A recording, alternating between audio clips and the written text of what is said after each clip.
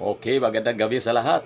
Mayroon tayong bagong balita, mainit-init pa, tungkol sa ating Pastor Kibuloy. Ito ay nakalaya na daw sa kulungan nitong balita na nilabas ni Jason Sa ayon kay KPL, ng isang vlogger.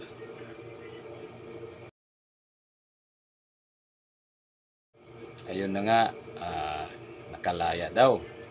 Totoo ba kaya itong balita na to? O gawa-gawa or na tunay kaya itong pinalabas na ang pastor ay napawalang sala na daw, ay nakalaya na daw. Kaya sana totoo ang binalita ni KPL, ay ito daw ay galing sa isang source ni Jason sa kanyang vlog ni KPL ngayon, pinos. Kaya sana ay totoo. Kung maganda mayang binalita na napatunayang nakalaya na, ay marami po ang matuwa na mga membro ng QGC dito sa Pilipinas, lalo na sa ibang bansa. Kaya magsaya sila kung ay totoo itong nakalaya na.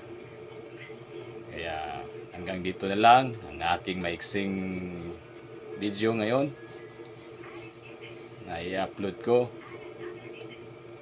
Sana ay lagi nyo akong suportahan sa aking vlog, mga uploaded video ko. Ako po'y nagpapasalamat ng lubos sa inyo. Ang inyong lingkod, Kuya Al TV 413. Paki-like, paki-comment, paki-share, paki-click ang notification bell, at saka paki-subscribe na lang. Babu!